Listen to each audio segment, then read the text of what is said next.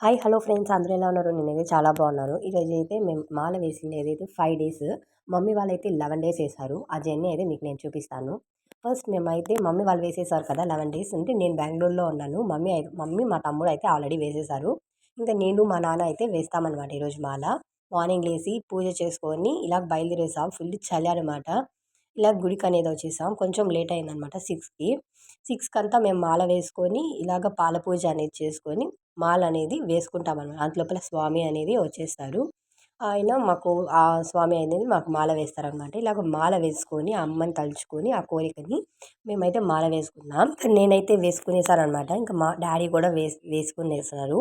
వేసుకొని ఇరుముడు అయితే ఎత్తుకొని ఇలాగ మేము నిల్చుకునేసాం. ఇంకా కూర్చొని కొంచెంసేపు ఆ దేవుని దర్శనం చేసుకొని ఇంటికి అయితే వచ్చేసాం. మధ్యాహ్నం అయితే అన్నం ఇలాగా గిన్నెలో తినకూడదు కాబట్టి విస్తరాకులని అన్నం తినేసి మేము అక్కడ మార్నింగ్ అయితే ఒక్క పొద్దు, మధ్యాహ్నం తినేసి ఇలాగ సాయంత్రము మళ్ళీ ఫ్రెష్గా నేను నీళ్ళు పోసుకునేసి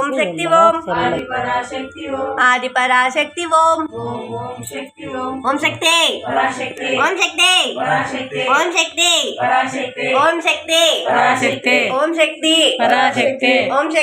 4th డే మేమైతే ఇక్కడ వినాయకుడి గుడికి అయితే వెళ్ళాము. వినాయకుడి గుడిలో ఇంటి దగ్గర అయితే మాకు కొబ్బరికాయలో ఒక పువ్వు అనేది వచ్చిందనమాట. చాలా బ్లెస్డ్. మేమైతే ఇంటి దగ్గర కొట్టిన కొబ్బరికాయలో పువ్వు వచ్చింది, గుడి దగ్గర కొట్టిన కొబ్బరికాయలో కూడా పువ్వు వచ్చింది. చాలా బ్లెస్సింగ్ అనిపించింది. అమ్మ అయితే మమ్మల్ని బ్లెస్ చేసినట్టు.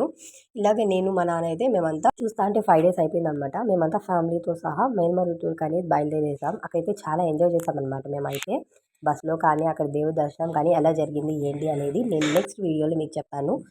Please subscribe for more.